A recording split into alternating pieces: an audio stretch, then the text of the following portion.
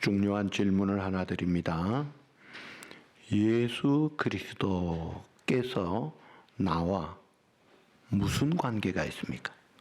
예수님이 나에게 어떤 분이세요? 객관적으로 예수 그리스도는 하나님의 아들이고 십자가 지셨고 부활하셨고 사랑하셨고 이런 객관적인 그런 거 말고 주관적으로 그 예수님이 나에게 어떤 분이냐? 굉장히 중요한 질문입니다. 성경은 우리 모든 사람이 죄를 범하여 하나님의 영광에 이르지 못하는 모두가 의인이 한 명도 없는 죄인이라고 했어요. 죄의 삭은 사망입니다. 그래서 아담이 범죄함으로 인류 대표 아담이 죽은 것으로 끝나는 것이 아니라 에덴 동산에서 쫓겨나고 전적 부패 타락된 인간이 다 죽음에 빠진 거예요. 그래서 모든 사람은 죽는 것이 죄값입니다. 그런데 예수께서 이 땅에 오셨어요. 그 예수님은 영원 전부터 계신 하나님이요 만물을 창조 지배하시는 만물이 그에게서 나오고 그로 말미암고 그에게로 돌아가는 천지 지배 주권자이신데 그분이 이 땅에 오셨는데 보이지 않는 영이신 하나님이 이 땅에 보이는 육신을 입고 오셨기 때문에 말씀이라고 표현합니다. 로고스 대신 말씀 대신 주님이 이 땅에 오셔서 하나님을 우리에게 보여주셨어요. 그리고 예수님이 이 땅에 오신 제일 큰 목적은 우리를 살리기 위하여 오신 겁니다. 그래서 살리기 위하여 오신 주님은 죽으시려고 오신 거예요.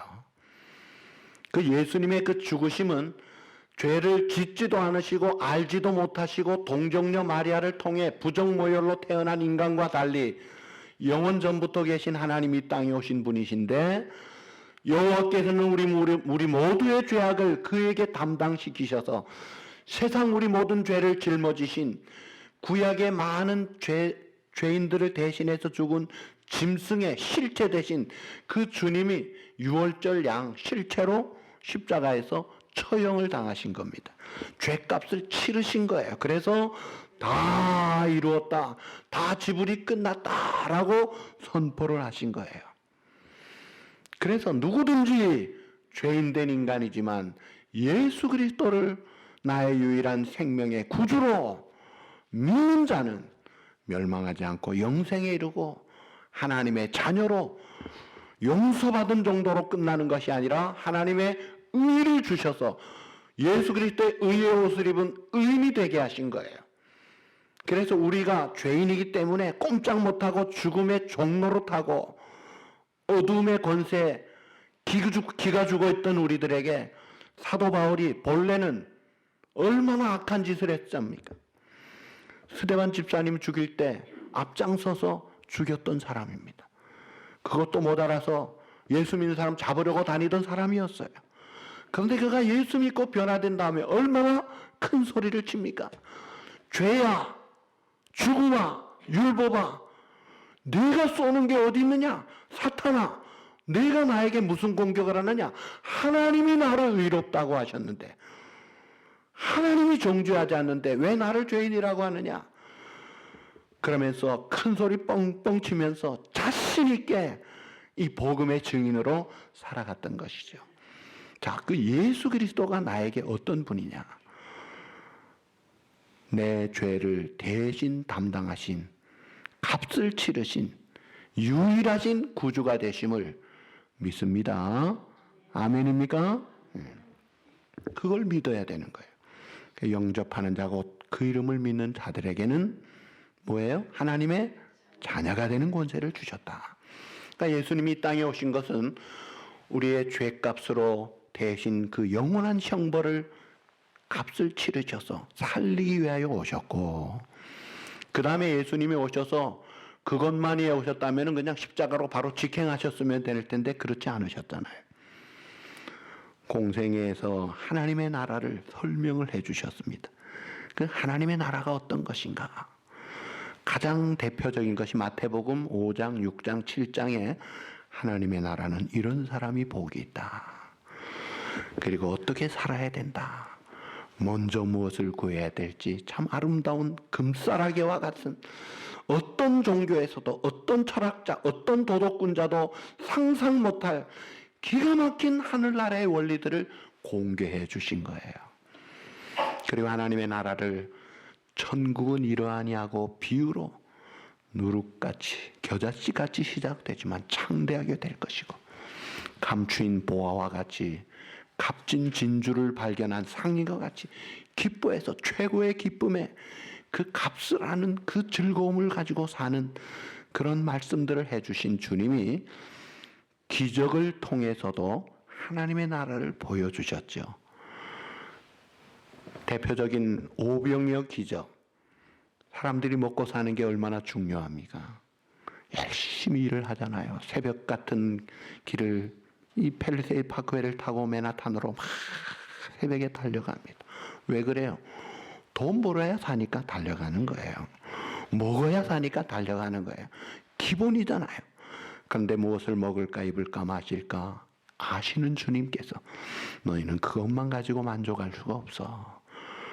영적으로 하나님의 은혜를 받아야 진짜 행복과 평안이 있는 것이야. 그래서 먼저 하나님의 나라와 의를 구하는 삶을 보여주시기 위해서 그 오병이어 기적을 통해 굶주림을 해결해 주십니다.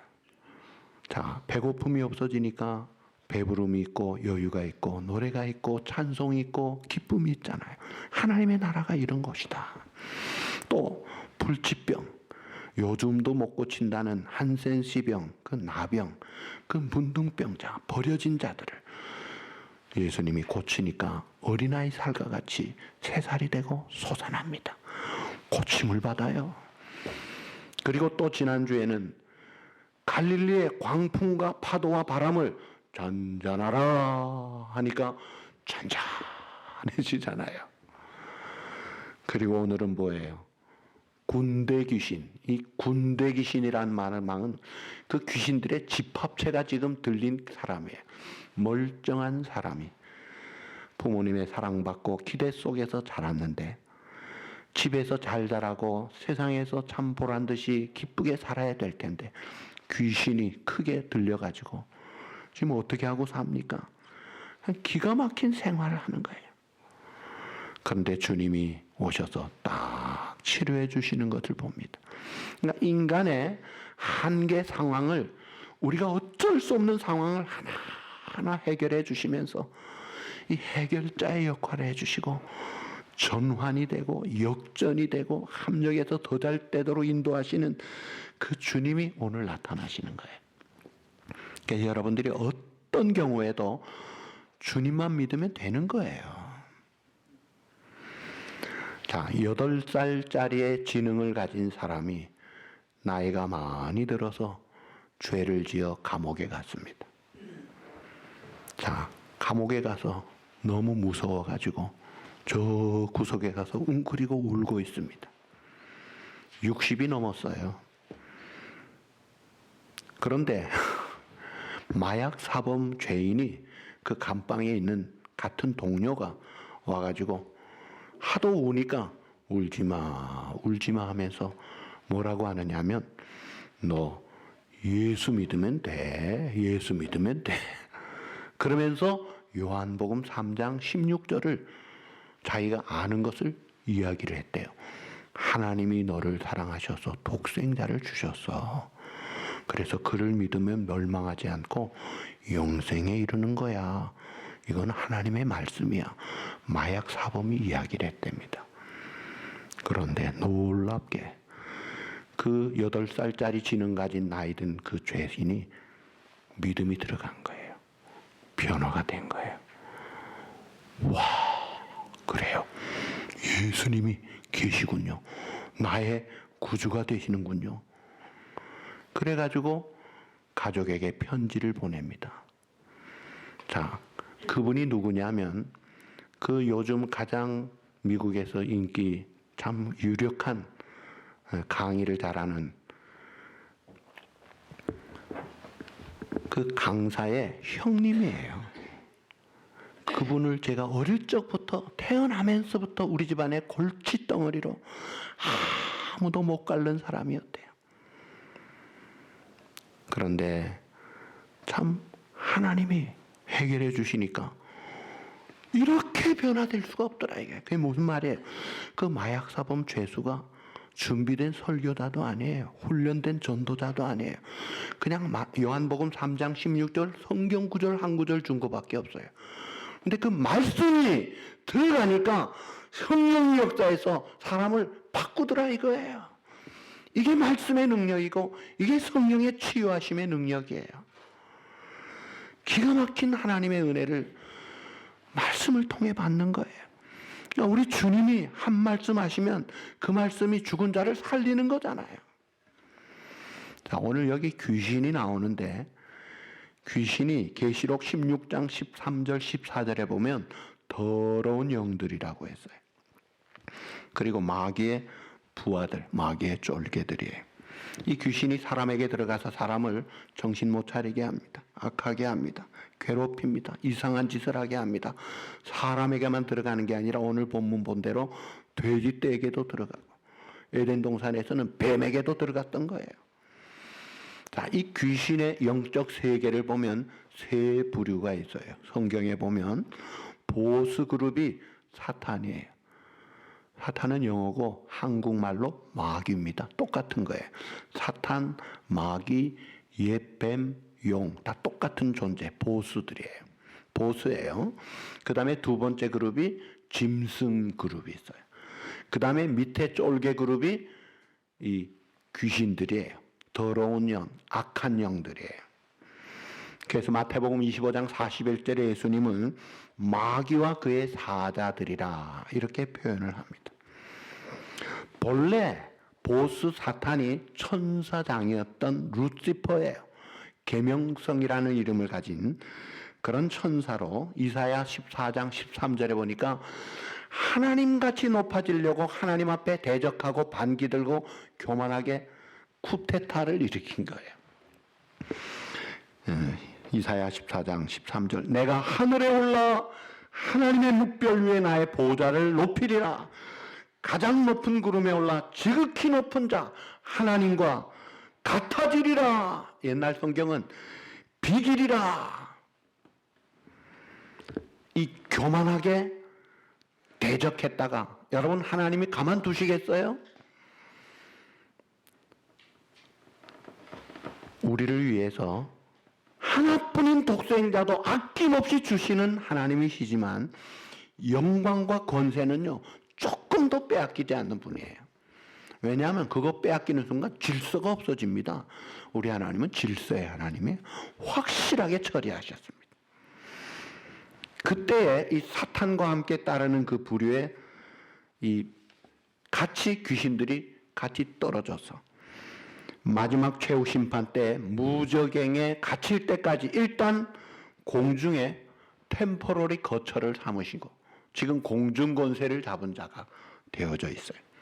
그래가지고 이 타락에 동참한 천사들이 귀신들이 되어서 사람들이 역사하는데 예수 안 믿는 사람들 막 세상에 취해가지고 탐욕의 우상에 빠져가지고 쾌락의 우상에 빠져가지고 돈의 신에다가 그냥 굴복을 하면서 정신을 못 차리게 만들잖아요. 근데 이 귀신이나 악의 세력들도요 인격체예요. 보이지 않는 영체이지만은 지식, 감정, 정서가 다 있어요. 지성이 있어서 예수님을 귀신같이 알고 아이고 하나님의 아들이 어째 오셨습니까? 사람들 모르는데 먼저 알잖아요.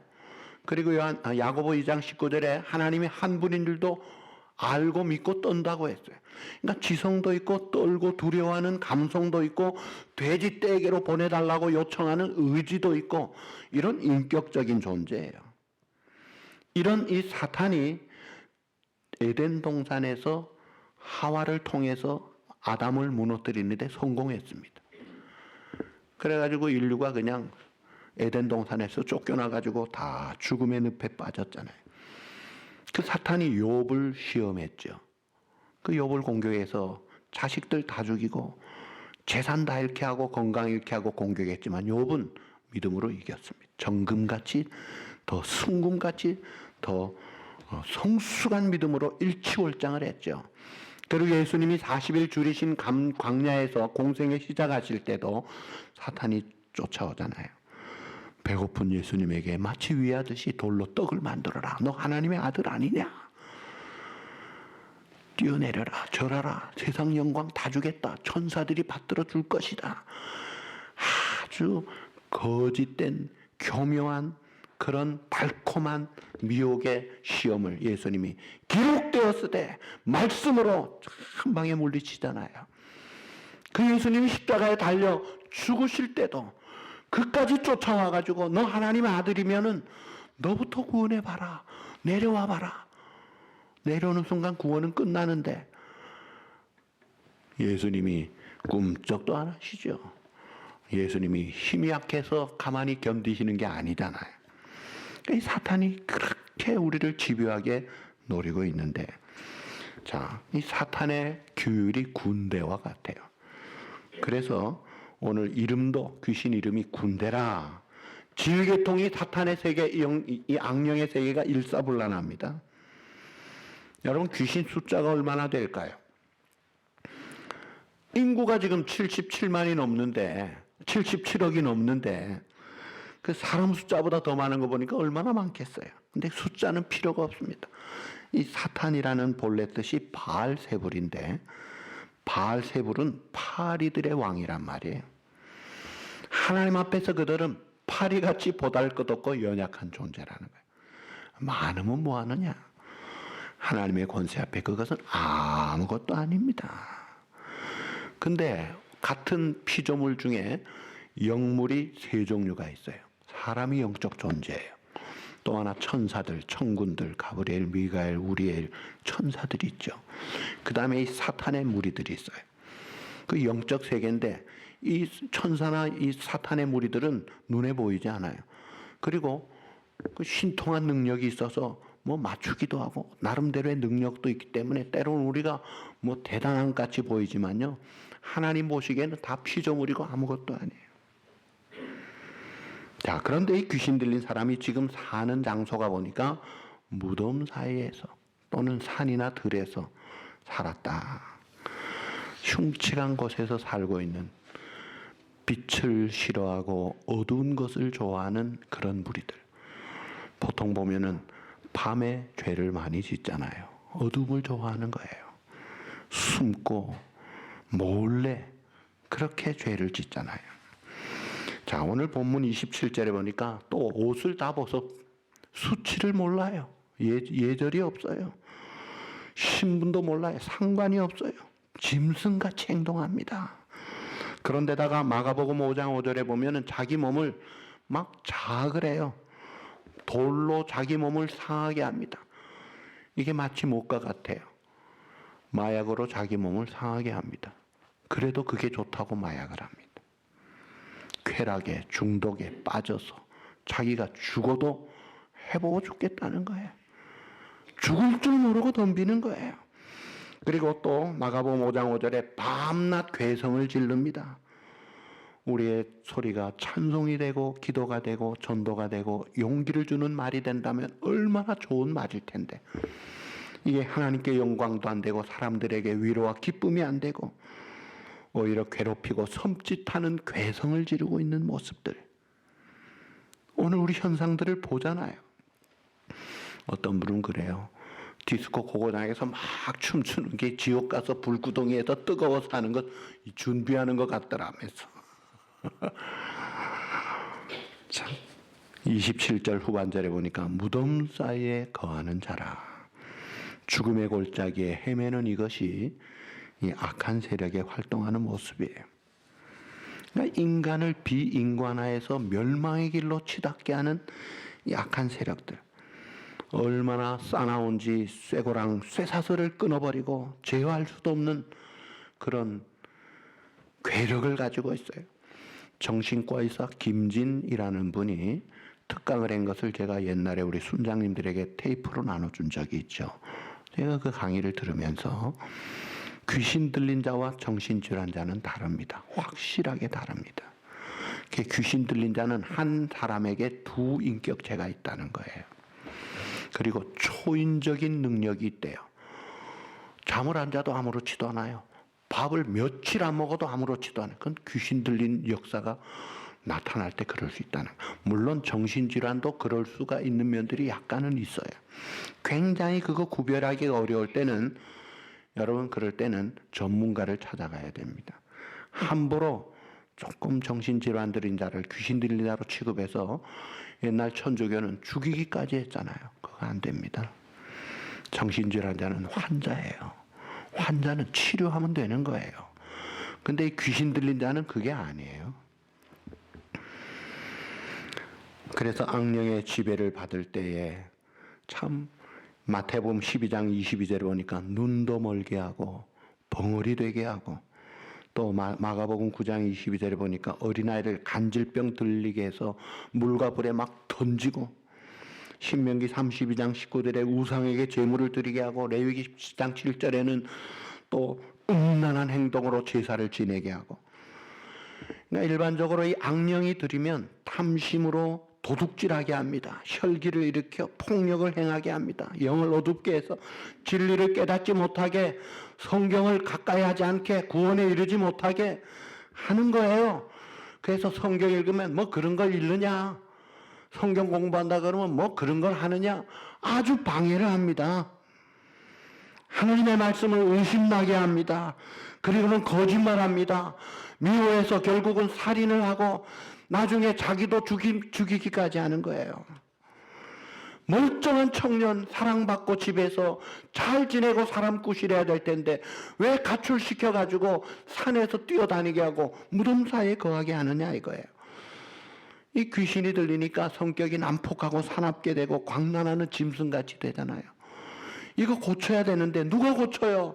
부모의 사랑으로 됩니까? 눈물로 됩니까? 안 돼요. 그러나 하나님은 얼마든지 하십니다. 그래서 기도로 되는 거예요. 기도 외에는 이런 유가 나갈 수가 없느니라. 기도할 때 하나님이 역사하시는 거예요. 전능하신 하나님 앞에 귀신은 아무것도 아닙니다. 쪽도 못 쓰는 거예요. 빛이 가면 어둠이 어때요? 성냥불 하나만 켜도 어둠이 싹 물러가는 거예요.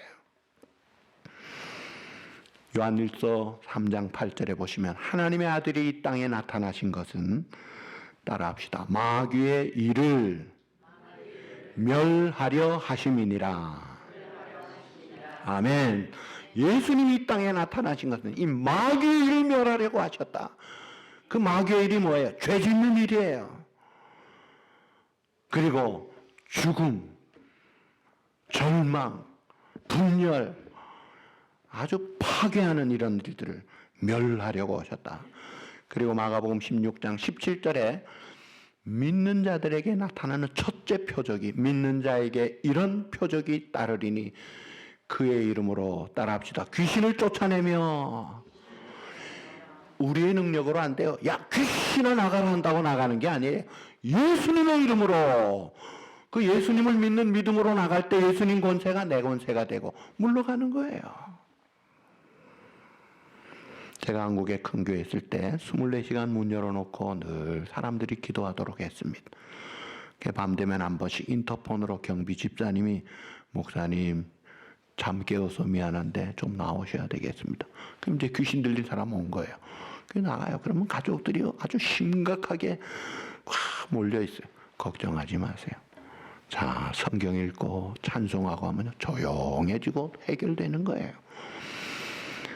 말씀이 갈 때, 믿음이 갈 때, 주님이 함께 할 때, 빛이 갈 때 어둠이 물러가듯 물러가는 겁니다. 우리 진분순 할머니 예수 믿고 한국에 가셨다가 동네 구판에 구경하러 갔더니 굿하는 그 사람이 그러더래. 무당하는 말이 여기 나보다 큰 신 섬기는 사람이 있어서 굿이 안 된다. 누구 예수 믿는 사람이 있느냐 그래. 나요. 그러고 다녀와서 아주 프라우드하게 그 큰 신 섬기는 내가 잘한 거지 하면서 자랑을 하는데 어린아이라도요 예수 믿는 사람 가면요 귀신이 꼼짝 못합니다. 왜냐하면 예수 믿을 때 예수님과 연합이 되는 거예요. 예수님과 우리가 하나가 되는 거예요. 그래서 사실은 우리가 귀신을 두려워할 상대로 생각하지 마세요. 아무것도 아니에요. 괜히 몰라가지고 무지해가지고 믿지 못해가지고 귀신 앞에 뭐 벌벌 떠는데 그럴 이유가 없습니다. 그래서 귀신 들린 자가 예수님 앞에 달려와서 무저갱에 빠지지 말게 해주시고 돼지 떼기로 가게 해주십시오 할 때 예수님이 허락하니까 돼지 떼로 달려갔어. 그 돼지가 아주 이 호수로 돌진해가지고 몰살을 하고 맙니다. 자, 그런데 그 돼지 2,000마리가 몰살을 하고 나니까 그 돼지 치던자들이 너무 놀래가지고 마을에 와가지고 보고를 하는데 두 가지 보고를 해요. 하나는 돼지가 다 죽었어. 귀신 들린 사람, 귀신이 들어와가지고 다 죽었어. 또 하나는 그 귀신 들린 사람은 멀쩡해졌어. 정상이 됐어. 건강하게 고쳐졌어. 그런데 이 동네 사람들이 어디에 더 관심이 많았어요? 멀쩡해지고 사람 살아난 생명, 영혼에 대한 관심보다 우와, 돼지가 다 죽었네. 예수님 좀 나가주십시오. 플리즈 가십시오. 뭐예요? 물질보다 생명이 중요한데 거꾸로예요. 당장에 급한 게 물질이에요. 재산이에요. 돈이에요. 이거 구하고 있는 안타까운 모습이에요. 귀신 들린 자가 예수님에게 나 이제 예수님 따르고 싶어 하니까 너 집에 가서 오늘 내가 본 모든 것 너에게 행한 일들을 증거하라. 남은 생에 어둡게 살지 말고 밝게 기쁘고 감사함으로 살아라. 사랑하는 성도 여러분, 오늘 이 시대에 많은 사람들이 악령에 사로잡혀서 범죄를 부끄러운 줄 모르고 하면서 오히려 전도하는 사람, 기도하는 사람을 빈정거리기까지 하고 예수 잘 믿는 사람을 아주 욕을 하기를 즐겨하는 그런 시대가 되어 있습니다. 우리가 어떻게 해야 됩니까? 먼저 예방으로 하나님의 말씀으로 무장하고 기도하면서 성령의 은혜를 갈구하면서 나아갈 때 우리가 밝게 살 수가 있고 사랑하는 우리의 식구들부터 지켜야죠. 내 자녀들이 중독이 되어가지고 미쳐 돌아가고 있다면 하나님 앞에 올려놓는 겁니다. 하나님 인도해 주십시오. 하나님이 한 방만 은혜를 내려 주십시오. 하나님이 역사해 주시면 자유되고 해방되고 치료되고 회복된다 이거예요. 얼마든지 가능합니다. 무엇을 못 하시겠어요? 귀신 들린 아이를 데리고 와서 주여 어떻게 해야 됩니까? 내 믿음이 너를 구원하였느니라. 즉시로 나으니라. 믿음으로 기도하면서 말씀 붙잡고 주님 앞에 나가면 뭘 못하겠느냐 이게. 왜 그걸 하지 않고 왜 염려 속에 왜 두려움 속에 왜 포기하고 왜 낙심하느냐 이거예요. 날마다 주님과 함께 말씀 붙잡고 기도하며 동행하는 승리의 삶을 사는 복된 여러분의 삶이 되시기를 우리 주님의 이름으로 축복합니다.